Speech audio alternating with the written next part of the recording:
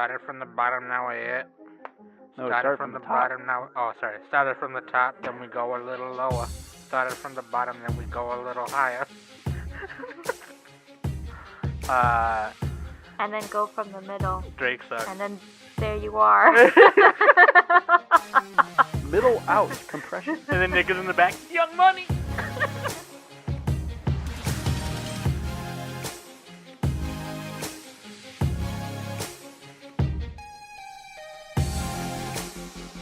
Hello, everybody. Welcome to the Anime Summit Podcast. We're back.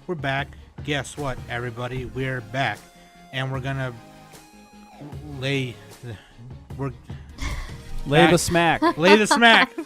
God damn it. This is why I'll Nick, feed you lines. And this then, is why Nick is my hype man, because I don't know how to freestyle. I just don't know how to do it. I'm your ghostwriter. You're the ghost hype ghost. That's your new rapper name. It works on Hype two ghost. levels. It works on 2 levels because you're I'm my white. ghostwriter. No, 3 levels. Because you're my hype man, my ghostwriter, and you're white as fuck. Welcome back to the Anime Summit Podcast, where we tell you why your anime is shit every fucking week. I'm Sam the Bomb, the best femtaku ever. Or maybe that's Danny. And with me is Danny. Danny. Oh, hi. Sorry, you cut off. Yeah, Sam, you literally cut off for a second. I thought I lagged out. Oh, did I? Okay. I was just all like, oh. Here, let me start over. Let me start over from It's Danny. No, I actually kind of like No, that. That start was over. really funny. GG. Okay, leave it. Just leave it in there. Just leave it in. Technical difficulties on the podcast. Everyone take a shot. And obviously, every week, we have to have Anime Summit Best Boy Nick. Oh, that's me. Hello. You did that on purpose, you butthole. Yeah, he did. No, I was like, I was looking at the Vinland Saga PV, okay? Oh, that's cool. out already? Yeah, Shit. it just came out. Okay, Shit. post that in World Sam so I can put it on my news.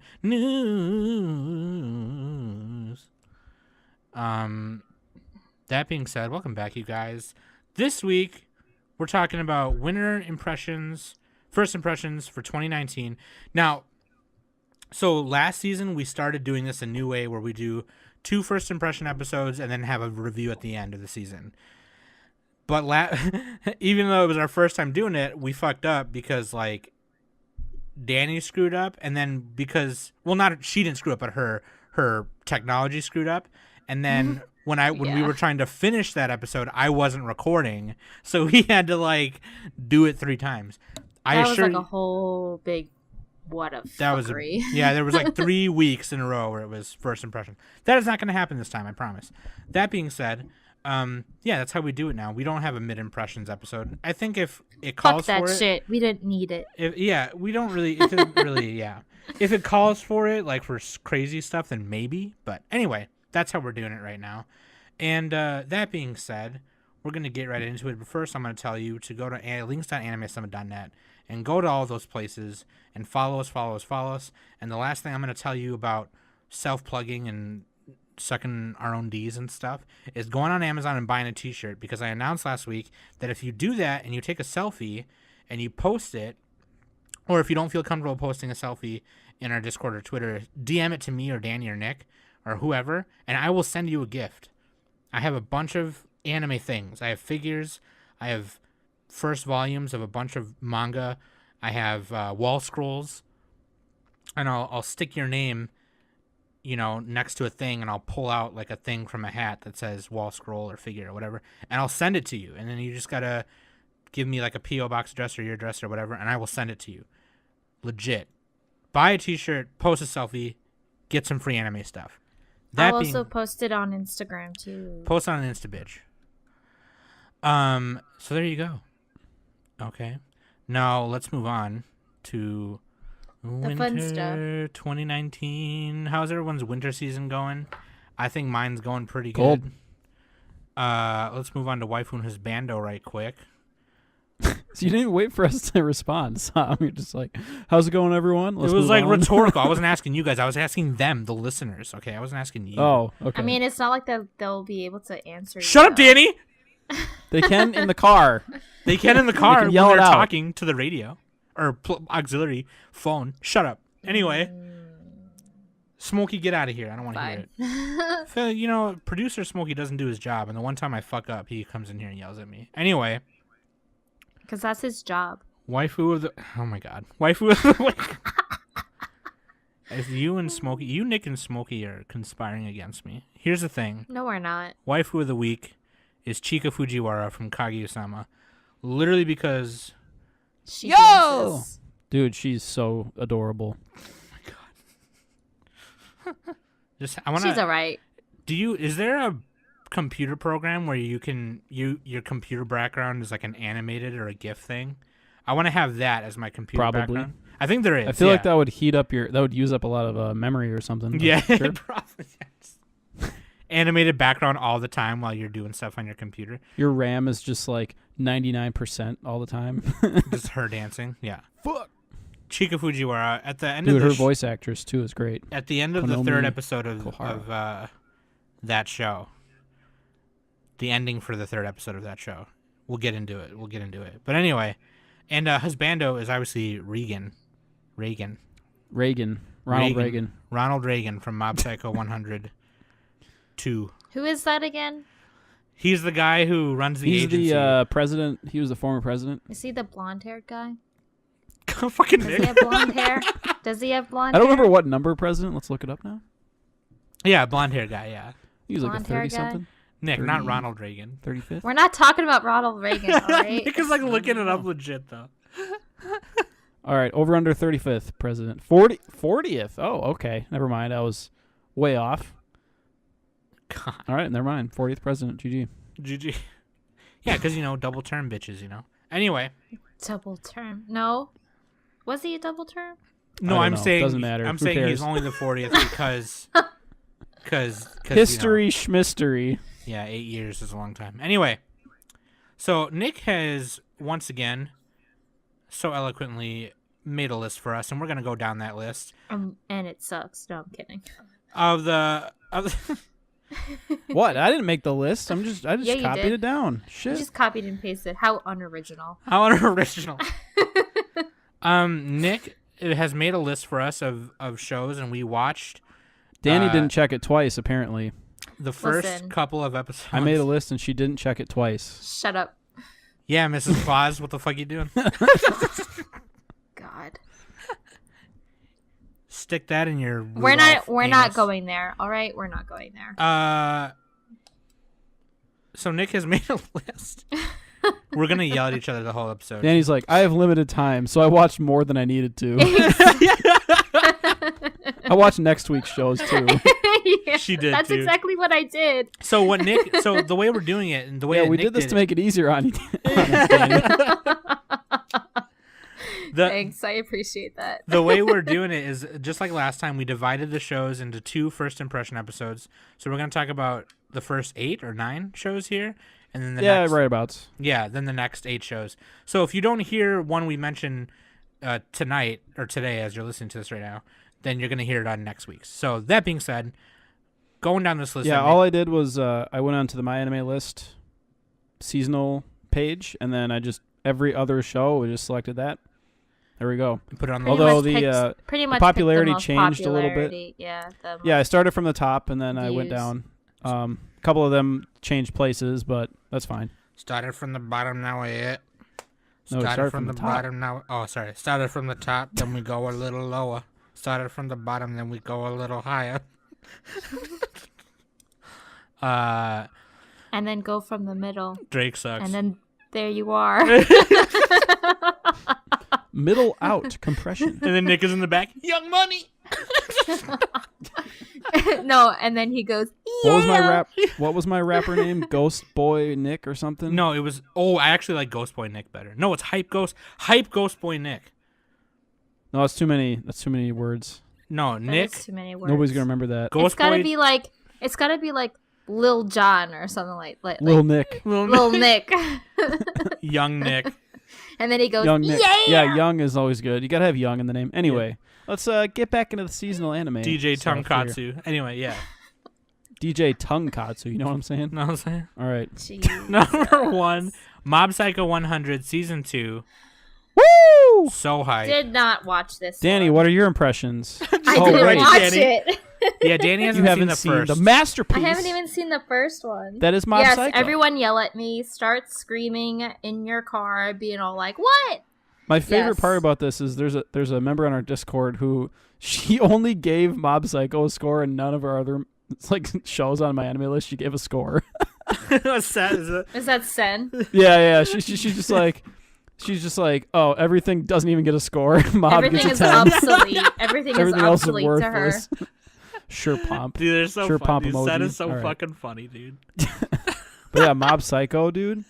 Great. Danny, you need to watch this once you get time. When I have time. When you have time. Before next year when we put it on our anime decade list, because it'll be on there somewhere.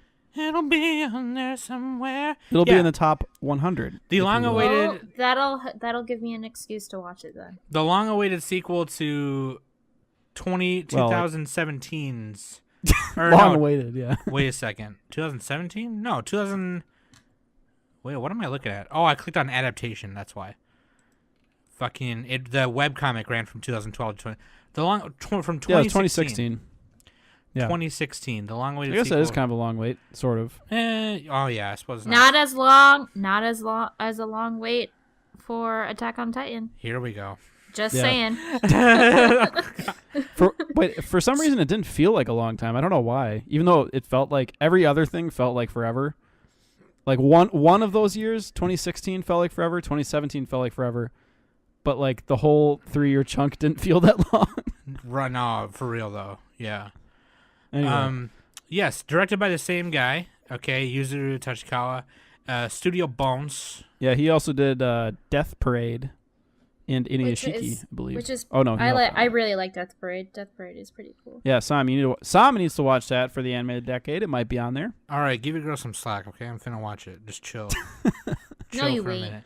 We I might will- do okay, a spotlight on that one. Maybe. If we're doing a spotlight on that one, then I have to watch it because on it's the other my hand, job. I don't know if we need to. I don't remember if we covered that one in the when we first started the podcast. No, I don't think so. I don't think you did. I think we talked about it, but not heavily. Yeah, not like we didn't talk about it. But yeah, Mob Psycho 102, dude, it's pretty hype. It's already hype. It's I think there's 5 episodes out already. I only watched the first 3, but from what people are saying, it's fucking hype. The first 3 episodes were really hype, and the first episode is actually super cute too, because Yeah. So it's dealing with Mob trying. Well, the whole idea of Mob Psycho is he's an Esper. He has psychic powers, and he's trying to control his psychic powers, and then also improve himself as a person because he's really weak physically. So he joins the body improvement club, and he's this tiny little dude. yeah, and he's also got some social anxiety and kind of Yeah, other no, stuff he's like that. he's got a lot of that going. Mob is so cute. He's adorable. You just got to protect him, but at the same time, he's the strongest psychic in the whole maybe not the whole world, but in his little area. Right, So- yeah. And the reason why it's called Mob Psycho 100 is because it shows this throughout the show. It shows at what percent his emotion is. And if it reaches 100, then you turn around and run the fucking other way. He just Yeah, he goes fucking white-eyed super duper Saiyan. super duper pooper scooper Saiyan 5 part Ultra 3, Instinct Mob. Ultra Instinct Mob. Do you think Mob could fight Jiren? Yeah, probably. He'd probably make friends with him somehow. Yeah, Jiren would probably respect him. He'd be like, I punched you 25 times and nothing happened. That's awesome. And Mob is just I didn't even see you punch me 25 times. Yeah, no, right and so now- Mob joins Reigen's shady little business of what is it called? It's psychic business. There we go. Reigen has the psychic business on They a website. exercise And people come to demons him. and ghosts and spirits and shit. Mob's Yeah. a part timer for him. Even though Mob has all the power, Reigen is he acts like he does. It's really funny. That's why Reigen is the best guy because Reigen. he's kind of a con artist, but at the same time, he also has a heart of gold like Mob. Yeah, he's always especially in episode, was it 3? The one with the family. Yeah. And Reigen is something I appreciate about how his character is he doesn't understand everything that Mob goes through, but he always tries his best to give him advice from his life experiences. And then this was the first time where Reigen didn't understand what Mob was going through, and then he came to a realization like Mob sees like double what we see. He sees spirits and he sees everything as one thing, and he's not like other psychics. Like, you know what I mean? Like, he's not like other people. Yeah. He's basically on LSD 24/7. Right. So Reigen, instead of like telling him to exercise the family and stuff like that, he was like, no, I get it now. Like, I understand you, Mob, and I'm sorry that I didn't before. And it was just really cool, you know. It's fucking awesome. Anyway, if you've seen Mob Psycho, the first one, I mean, this is just like, it's a sequel. It's awesome. You know, like, it's fucking, if you love, you know, Mob at all, you'll watch it. Yeah, if you like One Punch Man, it's by the same creator. So Nick, for the longest, so I didn't watch the first season for the longest time, and Nick for the longest time was like, you'll like it better than One Punch Man. And I said, shut up, dude.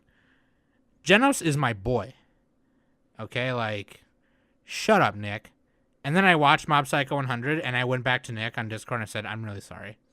Like, you prostrated yourself and slammed your head into the dirt. Yeah, I just like stuck I committed Sudoku and was like, I'm sorry, dude. But yeah, Nick was like, fucking told you. I told you, Put my bitch foot ass. on your face, and you're like, you scum. Don't believe my anime taste. Going aside. Mob Psycho. Danny, you need to watch it. Yeah, I'll get right on that. The next one is. Do you want to move on to the next one? Just really quick. I just like in Mob Psycho. I like the struggle that Mob has to deal with, where he's so powerful that he doesn't want to use his psychic powers against like weaker beings. So he like doesn't even fight back for himself when he's getting mugged and bullied. Like Right. his brother and them have to step in for him, and the Body Improvement Club have to step in for him. But like he really is like a nice guy. So it's just cool to see him grow and learn and all that, and try to, you know, struggle with all this. So yeah, it's good because he's like an empathetic character, and then and Reigen is too, even though he's a shithead. Right. So and then actually a lot of the other cast is too. Like there's a really the show deals a lot with like bullying and like almost like Chunibyo, not really Chunibyo, but like, you know, kids are trying to fit in and everything. Finding your own way to process the things that happen to you and what Yeah. people do. You can almost relate to Mob in some kind of way, even if you don't, like, because not everyone is going through the same thing, okay? Not everyone is going through what Mob is going through, but you can probably find some way to relate to him, you know what I mean? Not everyone has psychic powers, you know. Yeah, definitely. Okay, yeah. Like, nobody has to deal with that stress. But you can find some way to relate to him, even if you are not going through anything he's going through. You know what I mean? So it's like... Yeah. Yeah. That's a good show. It's good characters. Anyway, the next one... Dororo.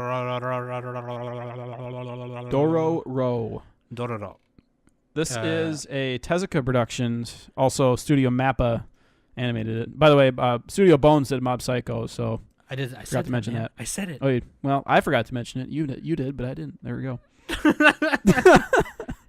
You didn't because you suck.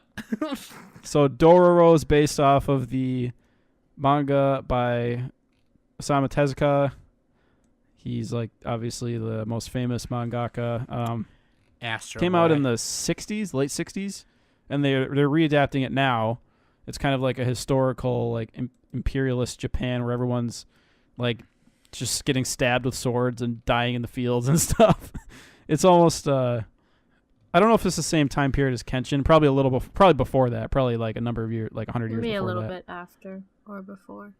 No, I think Kenshin had some more technology. I'm not sure. Yeah, no, Kenshin had more technology. Kenshin had cannons and howitzers and stuff. Yeah, so. yeah. Yeah, that was like Civil War time. Pre-Westernization, like right before Western, or it's like right at the beginning of Westernization. But yeah. Anyway, Dororo.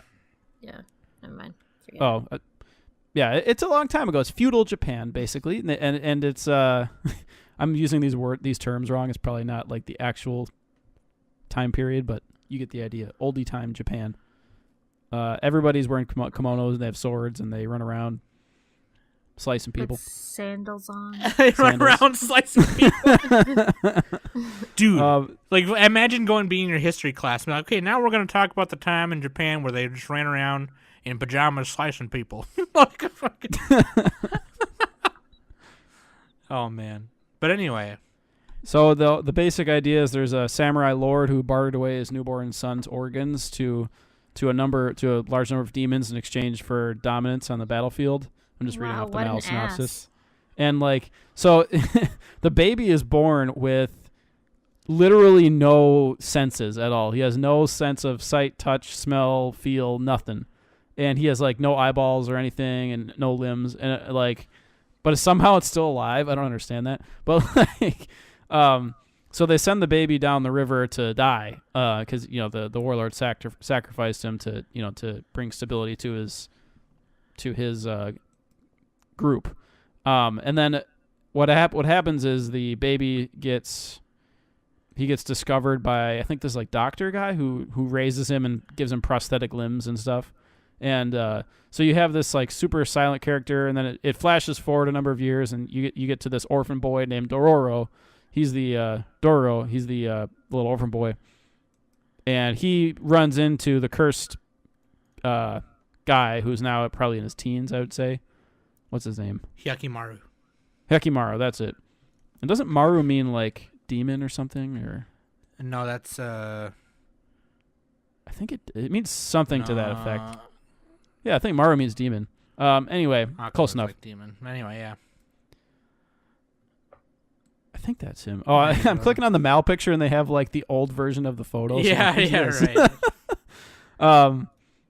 But yeah, so they run into each other, and so Hyakimaru is protecting Dororo from these other demons, and every time Hyakimaru slays a demon, he gains one of his senses back, or like an organ, kind of like Princess Tutu style a little bit.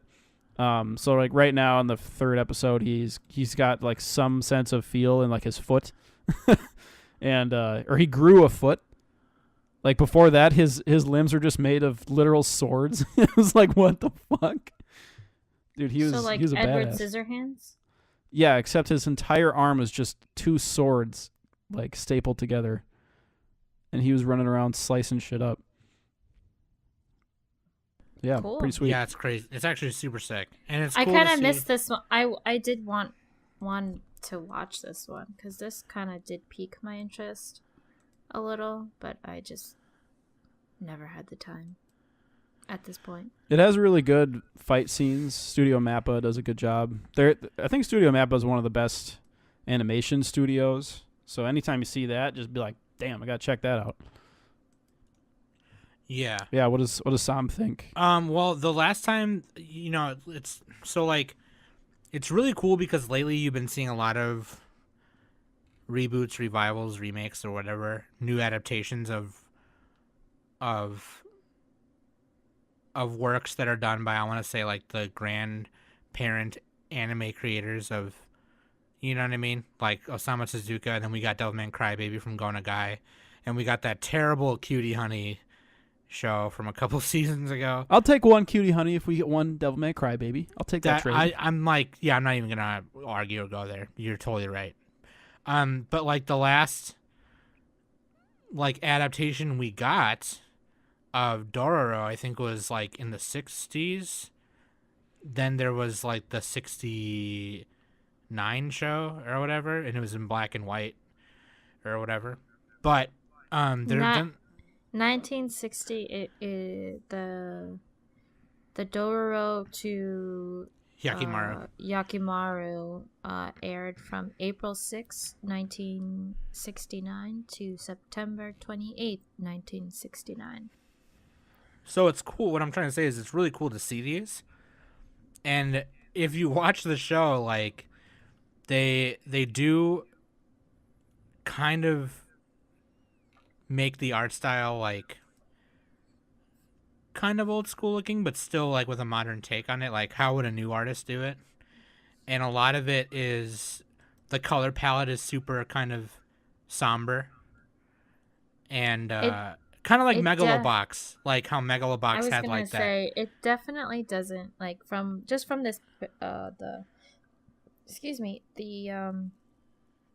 the picture on Mal. It doesn't look. It looks very fresh and very new. It doesn't look. To me, it doesn't look like an adaptation of an old anime. Yeah. Like how Megalobox is. Right. Megalobox has it's still drawn in that slight old school way, like in the 80s, but it's still refreshing. Whereas this, to me, just by looking at this picture, it's still it has like, it's just like a new school like art style that's taking an old adaptation and just like put it together. So like, and if you know Osamu Tezuka's art style, they kind of look kind of bubbly in a way, kind of like super bubbly, like what is it, Blackjack? Yeah. Blackjack is his most famous, I think. Or did he do Blackjack and Astro Boy? Astro Boy, that's what I was thinking of too. Yeah. Astro Boy is like the one that you think of. Right, and Blackjack and Dororo are actually kind of dark, so it's kind of nice to see this done with its somber look and somber color palette. And Studio Mappa did really awesome with the fight scenes, and it's seeing his arms like with the swords or whatever is like unsettling, and it's really cool to see, because a lot of people, they know Osamu Tezuka for, you know, Adam the Beginning and Astro Boy and, you know, Big Nose Face Johnson and all that stuff. But like, so seeing this and then knowing who it's from, it's really fucking cool. Like, I'm gonna keep watching it for sure. Everyone's going back to their roots. Yeah, dog. So it's really cool to see like legends in like the anime industry get their stuff redone with fresh looks and stuff, so the newer generation can see it. I was gonna say that it's actually nice to see all these new readaptations of like the grandfathers and grandmothers of when anime started, so that the newer generation can finally watch you know, the source of it all. Yes, 100%. Yeah, because even though the internet is there, it's still hard to find older anime. I would argue the opposite, actually. I mean, if you know where to look, it's really easy. If you know where to look, it's really easy. But if you don't, then it's going to be difficult. I know a lot of the legal streaming services don't have every single show licensed, so you know you might have to jump around, and even then they don't have like a lot of shows from the 60s and 70s, for example. Crunchyroll doesn't have that, so you know once they reboot it, then they do have it. So there you go. Yeah. But it's cool. I mean, like if you want to download something, you can download it. Like Rumiko Takahashi. Even I didn't know that Kyokai no Rine was getting an adaptation. And that manga came out like in 2009 or whatever. But like it got an anime, the third season aired in 2017, and I didn't even know that was a thing. And it's cool that people are still getting their stuff, people from back then are still getting their stuff redid. Anyway, Dororo. Freaking awesome. You guys should go watch that one. Highly recommend.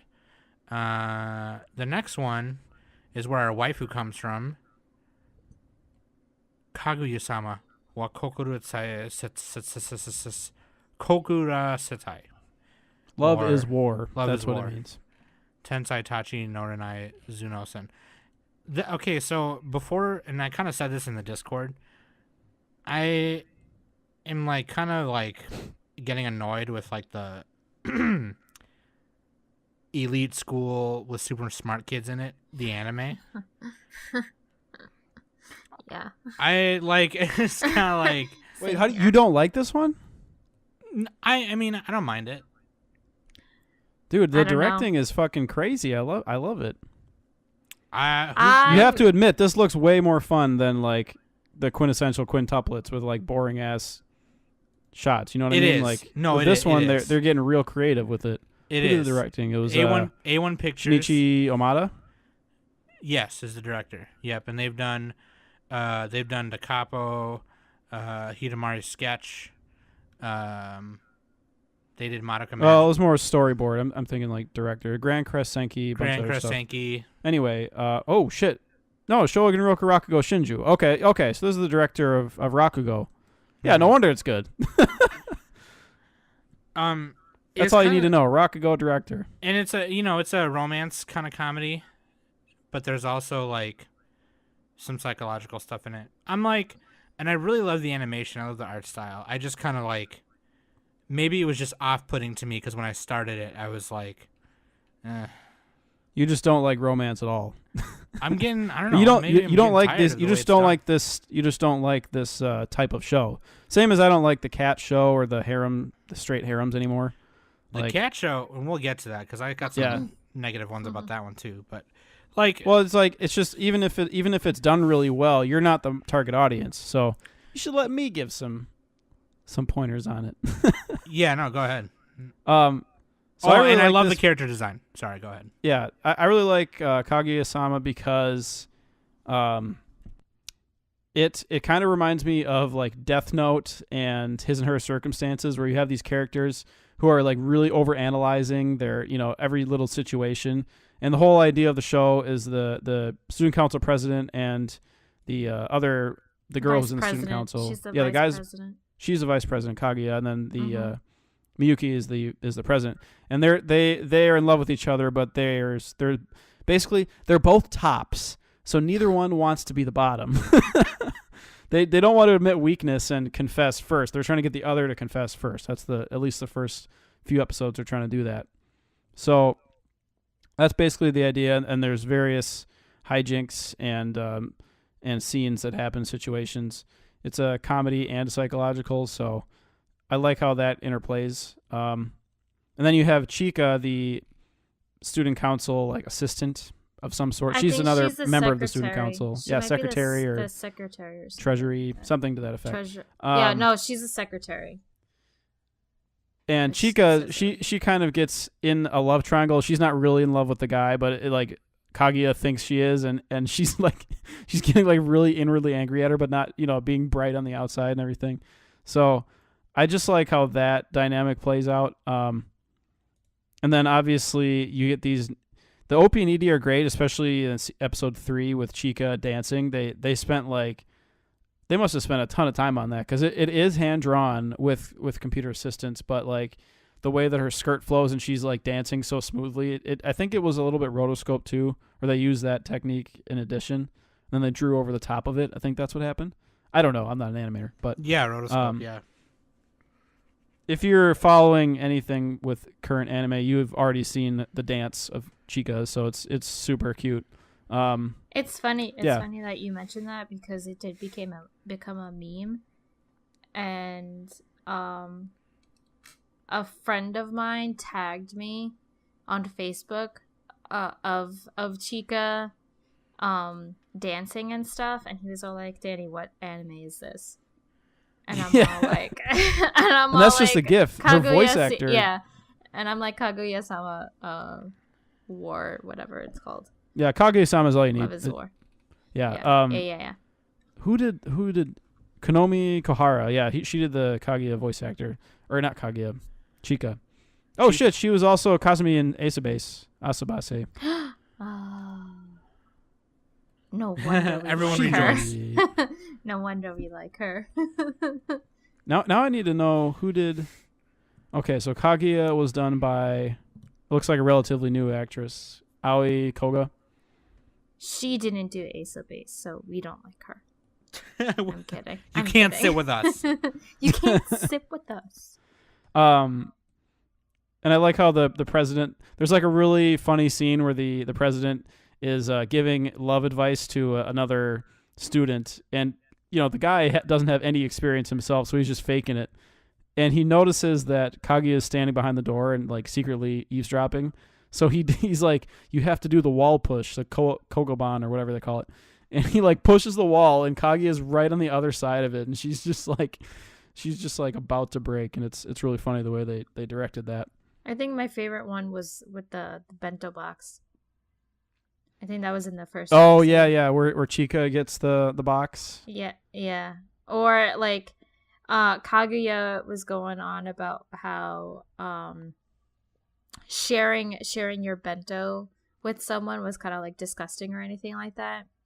and then the president brought his lunch with him, and because they're in the student council room, and Chika was like admiring the president's lunch, and he offered Chika to have a bite, and Kaguya was like so pissed and everything, like like I want to try it, but my dignity, I just said that I thought, sharing a box lunch was gross and everything. How do I manage to get, at least like a bite out of his lunch or something like that? And she was trying to get, like silly little ways. And I remember she ordered like shrimp or some sort of seafood that the president liked, and he still didn't eat any of her lunch. And she was so mad. She wanted that indirect kisu. Yeah. Anyway, great show. Even though Sam doesn't like it, that's okay. If you It's like alright. I mean, comedies, psychological, check it out. It's alright. It's not one of my favorites, but I'd still watch it. It's enjoyable. Watch it just for Chico. That's all you need. That's all you need. Makes it a 10 out of 10 show. It's a 5 out of 10 for Nick. 6 out of 10. 6 I'm out of being 10. generous. Okay, put a little respect. Okay, on I it. think I gave 4 it a out of 7. 10. I gave it a 7 initially, but I might end up having it at a 6. But whatever. I saw that Chica dance, and I'm like, oh, 1 Next point thing you higher. know, next time you hear us, it's gonna be a 4 out of 10. Yeah. God, if this is a 4 out of 10, everything else is like a 2. If the ending of episode 7 is also a different dance, Nick is going to +1 to score. +1 score. That's neat. So this next one we kind of have a history with because Oh yeah, the show swap. once upon a time I did a show swap with Nick and I made him watch Boogiepop Phantom from what was it? Like year 2000. I think it was like 2003 because the light novel came out in like the year 1998 or something Nope, like that. winter 2000. Here it is, right here. I know. Yeah. I'm saying the source material is 1998. Gotcha. Yeah. So so Boogiepop is about this urban legend that is Boogiepop is basically the angel of death, and It's like Aliens. aliens, dude. Is it? I think it is. It's like literally alien. It's like Cthulhu type creatures that inhabit these teenagers or So- other people, So and the they're trying to learn. They're trying to learn about the world. It's kind of like Parasite almost, if you think about it. so the problem with And this was one of the first like big light novels that really influenced all other light novels. right. Um, So the problem and with that's me why switching everyone's that like, yeah. the problem with me switching that with Nick is that there's like fucking 15 some books. And the original anime in 2000 that I swapped with Nick, I watched it as a kid and was just like, I thought it was super edgy for liking it and stuff. It adapts parts of the first book and a bunch of parts of some in the middle. So it was kind of confusing, and it didn't really explain who Boogiepop was, and it was kind of like anthology like it was a different story every like episode or whatever. There's a guy who was eating cockroaches and some other shit. And then Nick was like, this show is terrible. And I rewatched it for that episode that we recorded, and I was like, yeah, I don't really know what's going on. I'm really sorry. Like, he like actually gave me like a good show. But like, anyway. Yeah, what show did I give you? I don't remember. All I remember is that it was whatever it was better than that. Because like, Well, yeah, that's the thing. Like, it wasn't, and like the original Boogiepop had like some really good hashtag moods to it, and it was like, it was cool, but it just I couldn't tell what was happening really.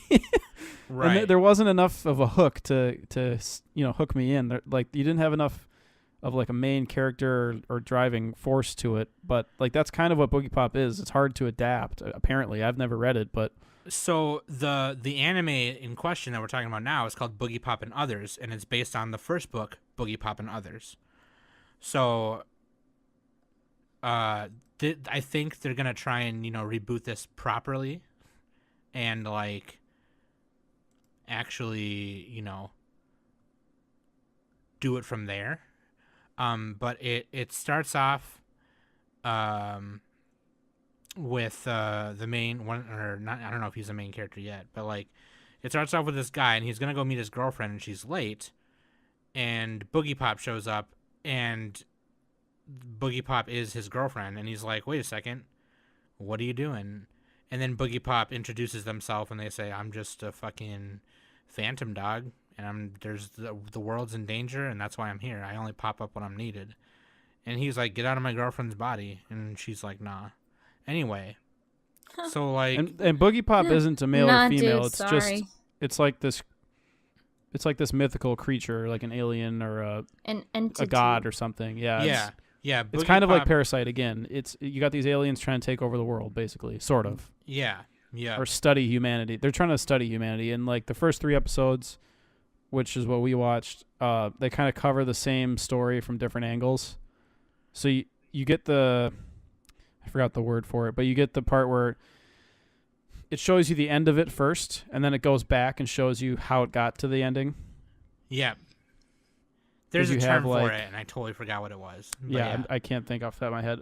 But like, there's other aliens that inhabit creatures too, right? From the same.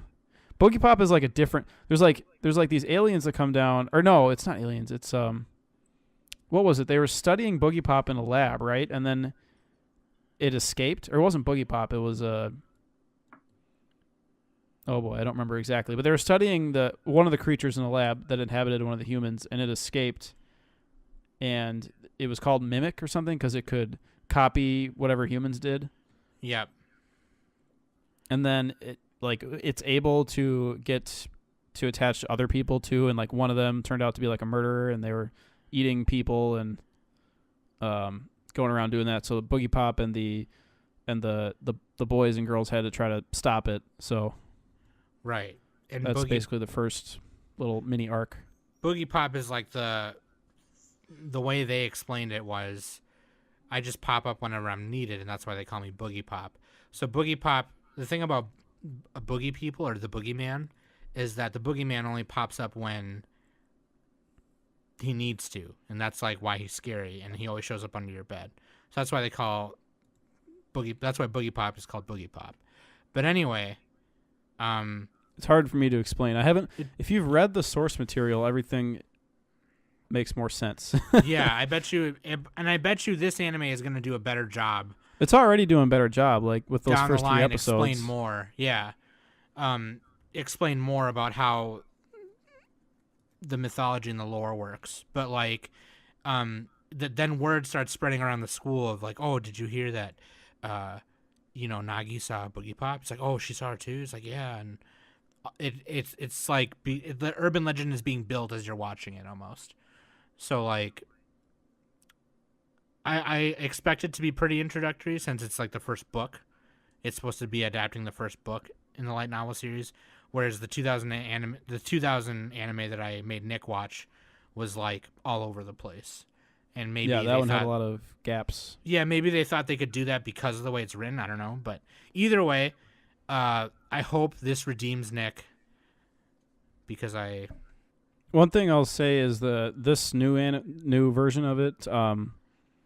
I could tell they took a lot of shortcuts when the characters were speaking because they didn't animate their mouths. Like they had to find an excuse to show something else.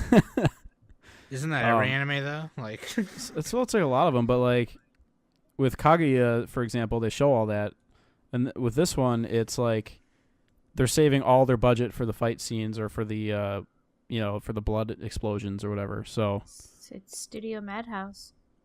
yeah, that's what I don't understand either. Madhouse usually has better animation to it, and this one, it's like they put all of it into their Sakuga moments, but then very little elsewhere. So I'm gonna really go up even and a down. step further and say even some of like the more like calmer scenes, even like the part where like in the first episode where Boogiepop like throws one of the cops to the ground,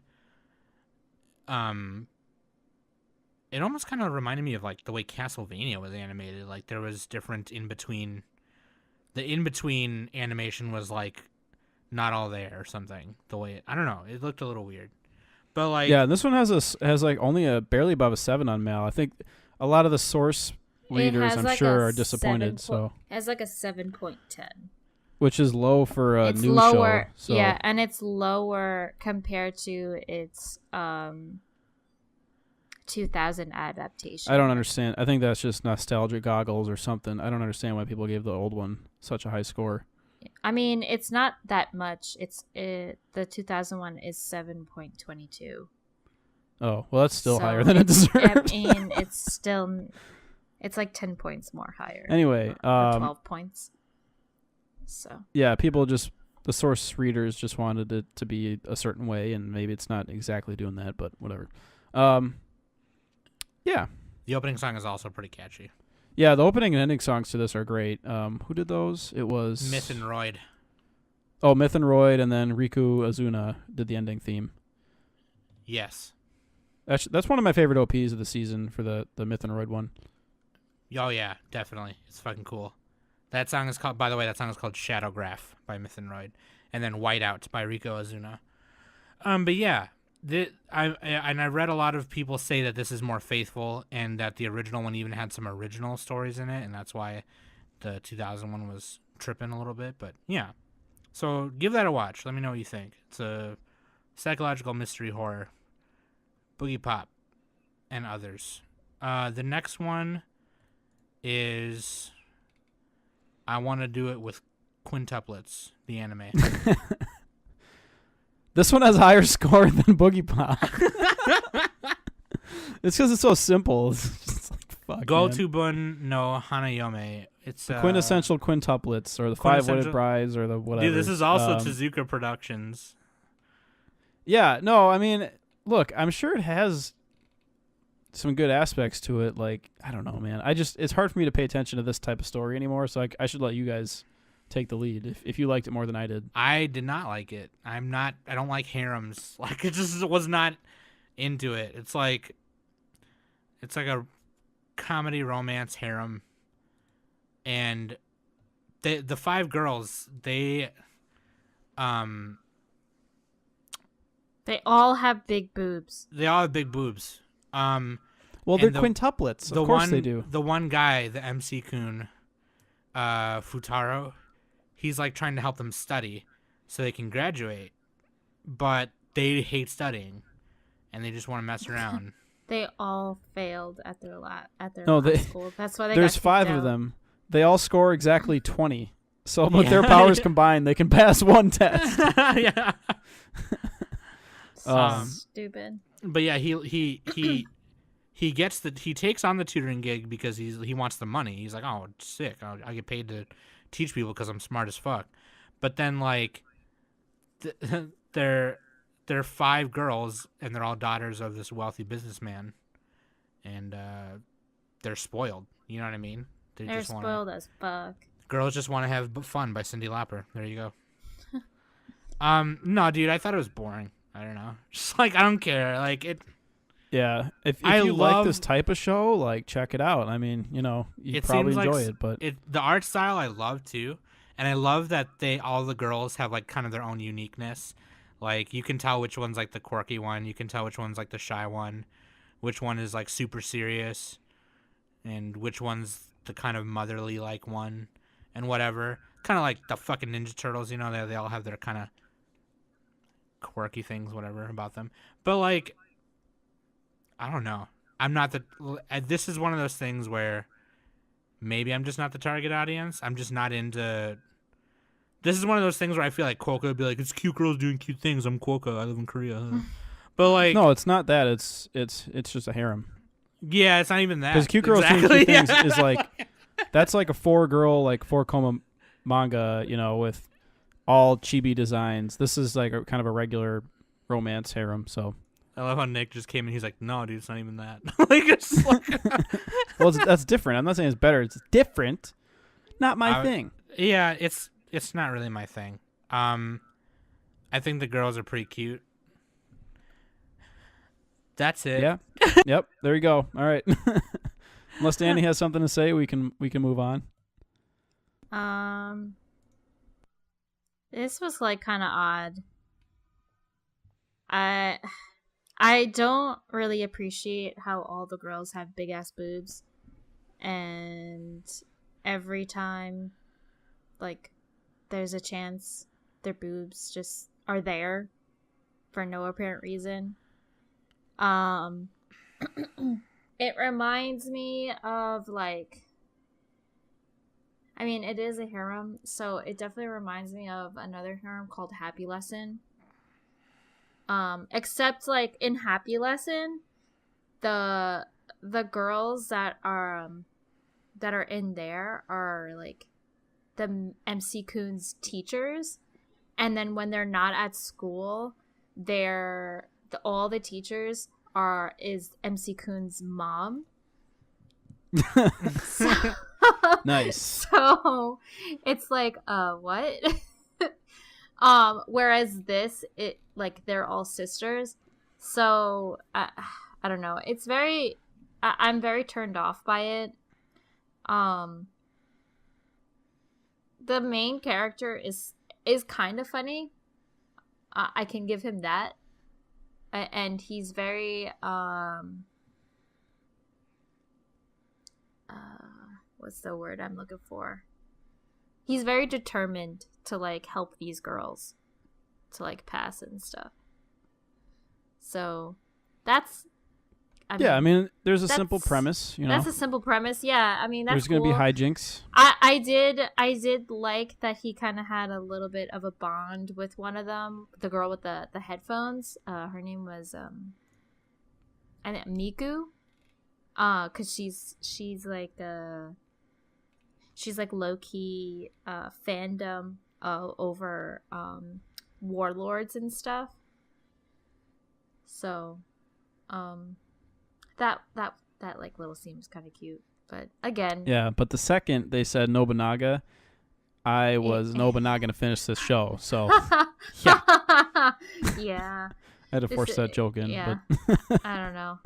For whatever reason, I don't like Nobunaga because like I mean, every anime wants to mention him. If you like harems, yeah, we already said the show for you. Let's move on. My roommate is a cat. This 10 out of 10 show. Studio This Zero show. G, based on a web manga, slice of life comedy, directed This by show. 10 Yoshino out of 10 Nanjo. show. Oh, sorry, This not show. that. Kaoru Suzuki. This show 10 out of 10 show. with Sama Catface Sam Joanne. show. With Catface Joanne. Some out of some show. I should let you guys cover it because I this is just not my type of show. Like I'm not really. Catface Joanne. I don't do pets. I don't do food. I don't do harems. I'll tell you what. That's me. So yeah, Studio Zero G. Nick covered all that. It's about this guy, and it's revealed right away to you at the beginning that his parents died in a car accident, and he kind of just trying to live his life. He grew up around books, reading books all the time, and growing his imagination because of these books, and he happens upon this cat, and he has an idea for a book because of the cat, and he starts writing it, but he takes the cat in with him to like be like source material for him or whatever, to study the cat's actions and stuff like that. I think the cat's name is Haru. Is the kitty. Yeah, Haru. Yes, the cat is named is Haru. Yeah, and But she's it's so funny because the cat thinks that the name Haru means food. Oh There you yeah. It's all like, I know that name. Where have I heard it before? But yeah, she's a cat face, and like She's a cat face Joanne. so he's writing this story, and he's got to get the first chapter to his editor by like a certain time, and he kind of starts imagining the ideas he's having with her in them, and as like he because his imagination is so huge, you literally just see him and this cat like in these really funny scenes. Like there's a part where cats do this thing where they bring you gifts to show you thanks and gratitude and as a tribute to you. My cats do it. My cat Boo used to do it. And there's this part where she's bringing him food. And so the first episode is divided from his point of view, and the second part is her point of view. And Which I think is awesome, by the way. Yeah, yeah. At first, I thought, honestly, I thought it was just going to be like his point of view and the cat was just there and stuff. But once they like finished his point of view and then they switched it to hers, I was just like, okay, I'm going to watch this show. Yeah, and so like this is adorable. So she brings her food and he's like trying to figure out why, and he's like, is she trying to bribe me or something? And it cuts to her in like one of those like a trench coat with a suitcase, like look at this shit Like, right here, dude. Yeah, look what I got for you right here.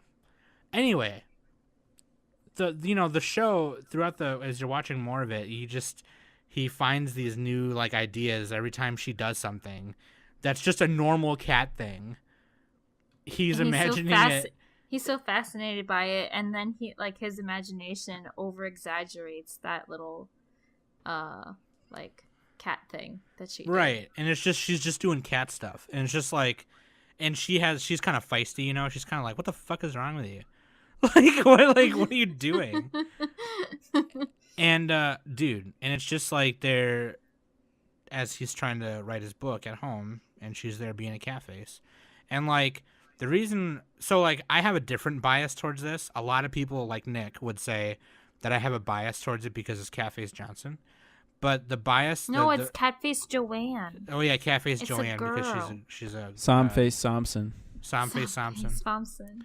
So the bias I have towards this is not only because it's Catface, but like she looks like my cat Boo, who passed away last year, and she literally, the way she acts in the first episode anyway, all the things she acts and does, my cat Boo used to do. I sit at my desk for hours, okay? I don't know if you guys fucking know that, but I sit at my desk for hours because I work at my job at a computer, and when I get home, I have to do more work, whether it's like podcast or like designing stuff or whatever, or networking. And my cat Boo would bring me socks, or she'd bring me food from her food bowl, and I'd always have to fucking pick it up and put it back in her bowl. But she thought she wanted me to eat it, you know? And so when I saw her doing that, and it went from her point of view, like, human, I haven't seen you eat in 5 hours. Here's some fucking food and a sock. You know, like, but she didn't bring him a sock in the anime. But Boo used to do that, so I started crying naturally because I'm emotional as fuck, you know?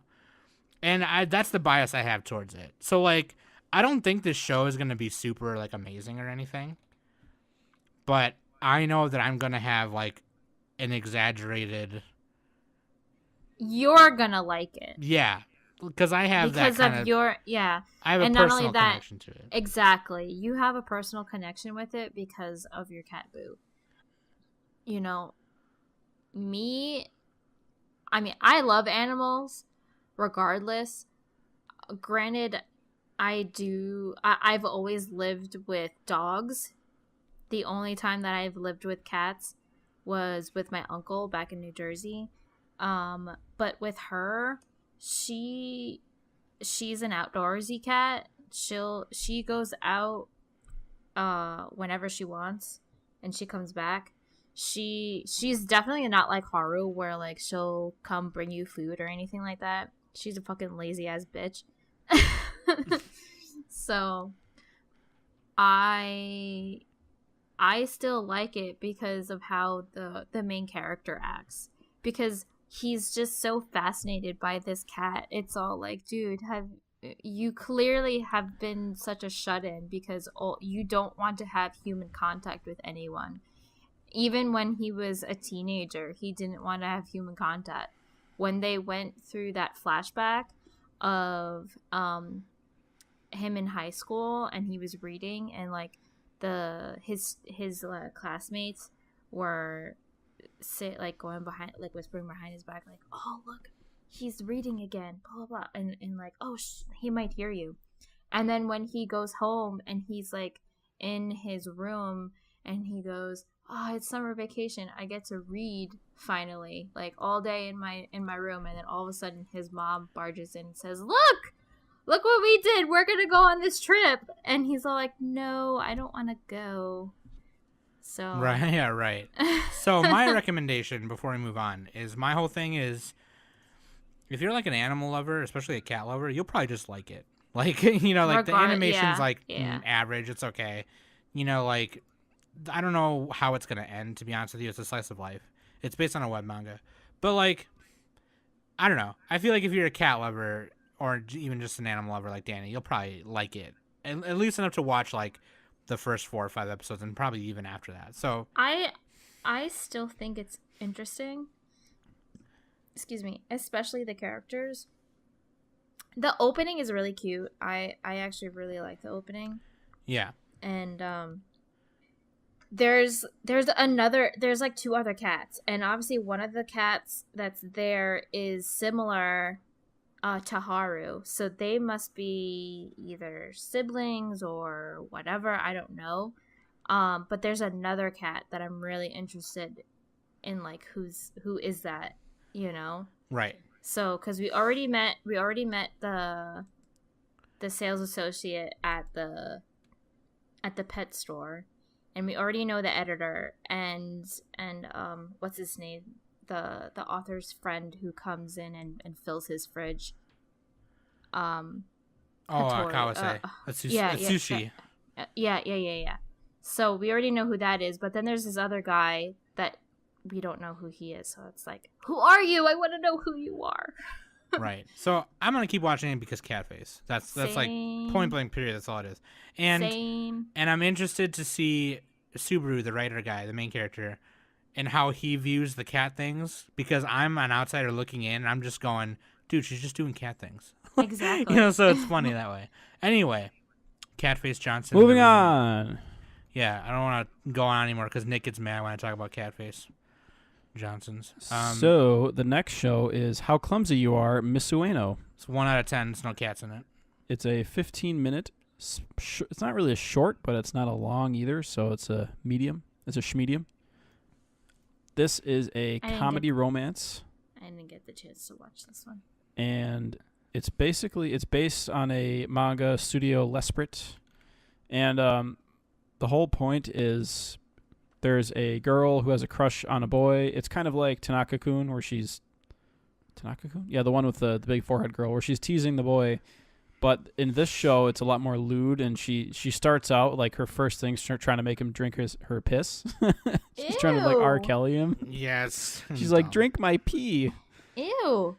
And, they make jokes out of that, because she has a crush on him. She wants him to confess and all that. And, this is like a lowbrow Kaguya Sama. So... you can guess which one I'm going to continue watching. Sam said you liked it, though, right? I mean, it's not my kind of humor, but it's the way it's executed. It's the way it's like the way she does stuff, like when she's like bent over and he's like gonna spank her or whatever. Like I don't know. I almost. The fact that I know it's going to be the Nick meme show of the season makes me not want to watch it. No, it's not though. I don't like this one. I don't like the character designs actually. That's a big thing for me. Wait, you don't? No, I don't like these character designs. Or you don't like the art style? I don't like the designs. Or all of the above, whatever. You don't like the pigtails? No, it's not the pigtails. It's the way she's drawn, all the proportions and everything. So she's the art like style, yeah. Whatever. No, character design is part of that. Anyway, it's not. She's so like rail thin and like it's kind of like creepy to me, but like I don't know, it's just kind of gross. Like Asobi Asabase was also a little bit gross, but it was way better acted, and the bits were better, the skits were better. Let's see, this show, it just doesn't feel, they're kind of like in a room just doing a skit every once in a while, and it is a short show, so that's good. It's got that going for it. If it was longer, we would probably say this should be a short show. Like that's how. Yeah. And even as a short, I was like, oh man, I'm just not into it. Like there's in one of I think episode 2, she's trying to make him smell her socks or pants or something. I haven't even watched this show. She has like these so gross dumb. fetishes. I'm just laughing at the way Nick is like saying it. He's like, dude, she's trying to make her smell her socks, like. Yeah, then it's like, oh man, like I get it. I get the idea. It's like I get it. I ain't laughing, but I get it. I ain't laughing, but I get it. Meatwad style. Yeah, the smutty humor is like, I don't know, it gets old. I don't know. Especially because they look like such kids. It's like, this doesn't even make sense. Yeah, that makes it, I don't know. Like it's the main thing is that Ueno is like, she's not only like got a crush on the boy, it's also like she's just in love with the concept of falling in love and people falling in love with her. And so it's like she's just trying to force it in these ridiculous ways. Yeah. But, if you like this type of thing, if you just want something short and a little bit raunchy, check it out. Raunchy, yeah. Not really my style. After watching a lot of other shows, just it doesn't really compare favorably to a lot. But you know what? If you really like this style, then go for it. That was a short, quick one. The next one is Endro. Oh, this show is actually really good. So for some reason, this has a 6.8 on Mal. I don't understand that. It's an original story by Studio Gokumi, which I think they're relatively new. They did Surizuri Children. They did Surizuri Children and Kinero Mosaic. They've been around for a bit. They also did maybe I don't Ramen recognize Daisuke it. And some others. Dude, they did the masterpiece that is Lance and Masks. And Yuki Yuna. All you need to know. Lance and Masks. Yuki Yuna, they did that too. Anyway, Endro, this is great. It kind of reminds me of Magical Circle Guru Guru slightly. It's not quite as good as that show, but it's like you have these 4 girls who are in an RPG style world where there's swords and magic and monsters and all that. And in episode 1, they're fighting a demon king and they defeat it right away. It's like the final boss. They defeat right away in the first episode. And so they use some forbidden magic that ends up sending them back in time.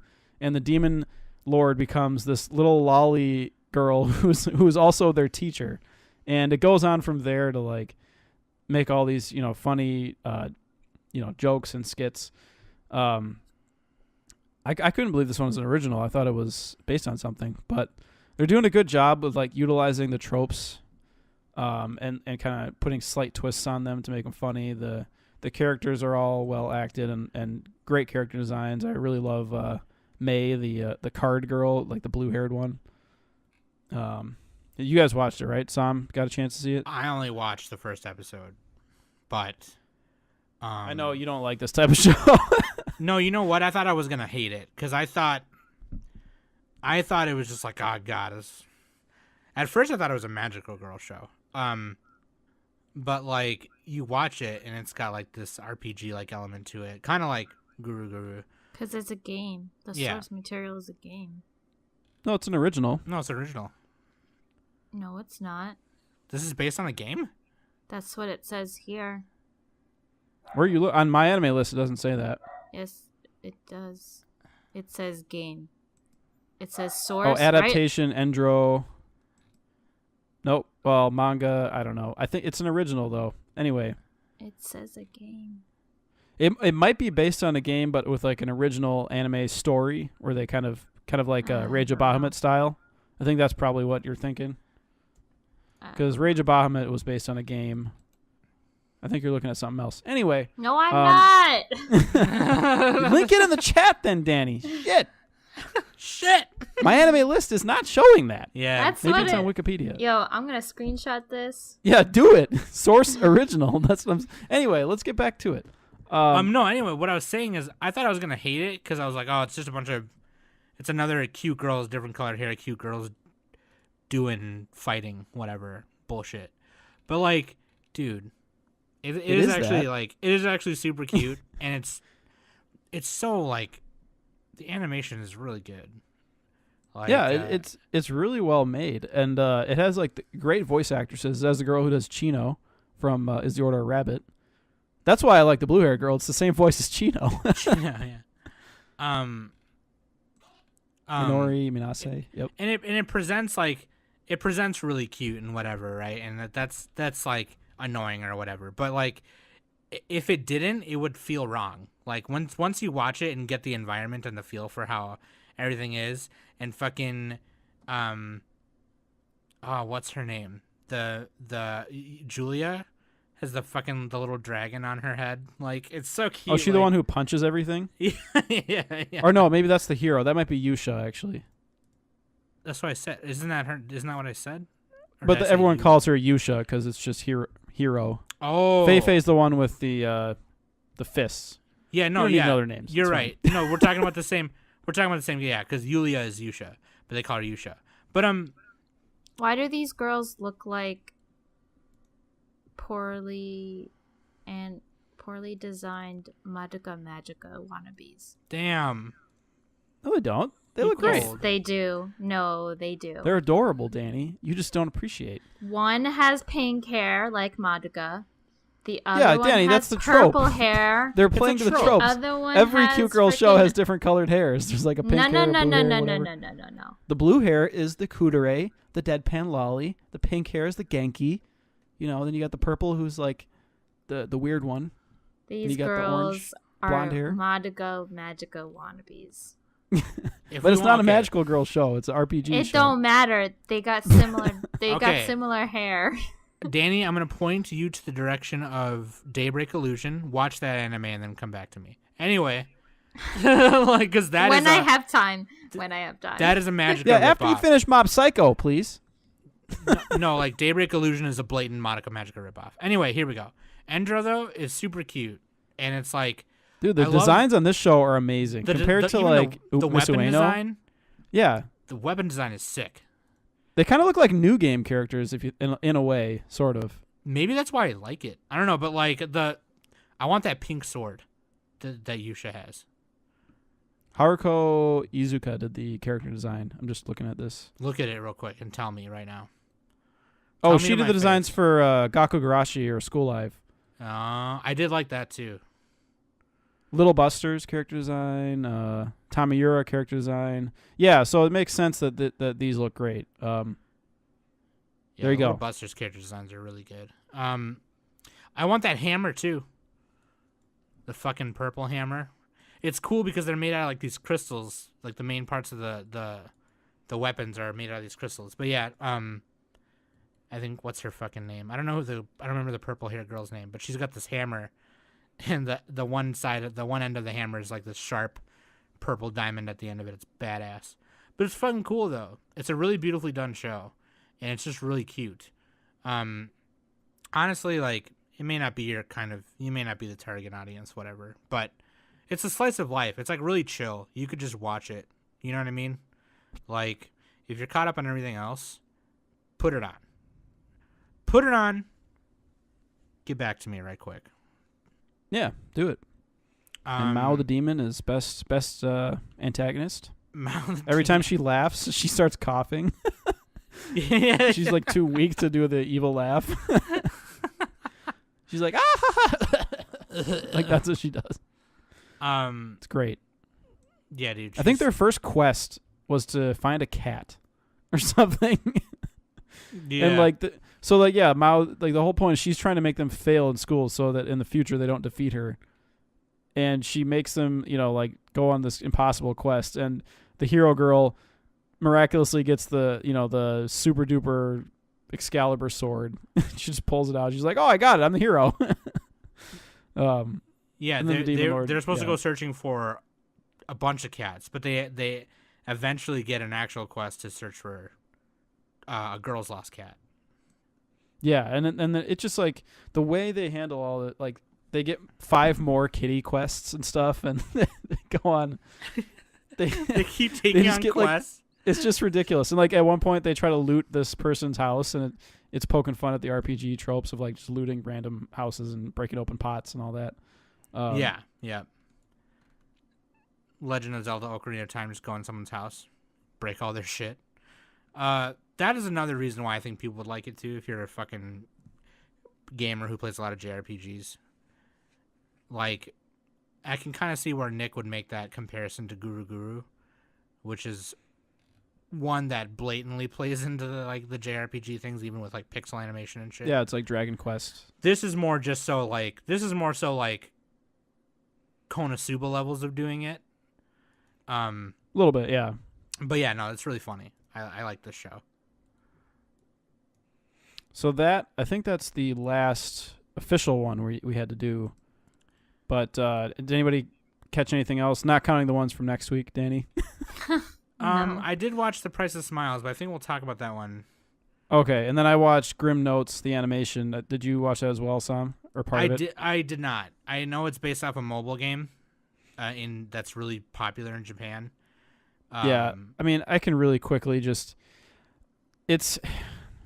What am I trying to say? Studio Brains base, based on the game. They go through these. It's like a D&D style party. They visit various story zones, and there's like this fog of silence and a book of fate, and each character in the zone has their book of fate that like tells them, what they're doing, and they they find these fairy tales like Cinderella, Robin Hood, Don Quixote, and they visit them and they help them on a quest or defeat some part of the fairy tale. And then they gain their powers and they go forward. It's kind of like gacha game style. But I don't know, man. I just like revisiting these old fairy tales to me is not that interesting. Sure. And it's got the gacha elements.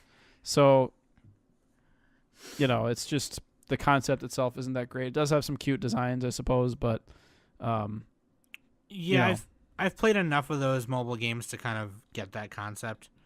But so overall, I'm gonna end up dropping that one. If you're a big fan of the style, then check it out. Brainspace also did Bacano too, right? Well, they've done a lot of stuff. They've been around. They've been around the block, Nick says. Yeah, based on a game, usually not that good. I think Rage of Bahamut was the only one that was based on a mobile game where I was like, this is pretty good. That one was amazing, yeah. A lot of people say the Grand Blue Fantasy anime is pretty good too, but I don't know. Yeah, I think there's at least one other. I don't remember exactly what it was, but wasn't Akiba's Trip based on a game? Anyway. Yes, Akiba's Trip is based on a PSP game. It's one of those RPG games that's like visual novel / action. No, that one had a fun dub, so I like that one. But anyway, Grimm's Notes, I don't recommend it personally. Just not really into that style. If you play the game, maybe, I don't know.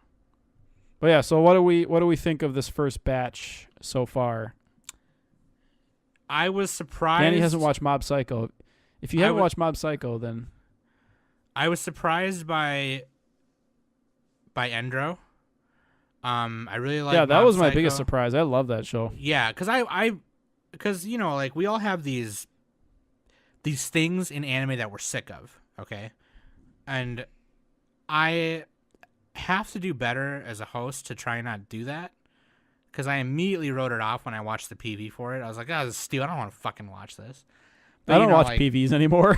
I just jump in. I watch them just because maybe you know what? Maybe I should. Well, whatever works for you, though. Maybe I should just jump in because like I was surprised by it, and I don't. There's like very few PVs that I've seen that make me want to watch something. That's true. That's like true. Violet Evergarden's the only one. Yeah, Violet Evergarden. But yeah, no, Mob Psycho and Vinland Saga. Yeah. Anyway. Mob Psycho, Boogiepop. Boogiepop, I'm gonna keep watching just to see how it goes. My roommate is Buchnese. I'm gonna watch that one. But I gotta tell you, there might be more to talk about in the next batch, I think.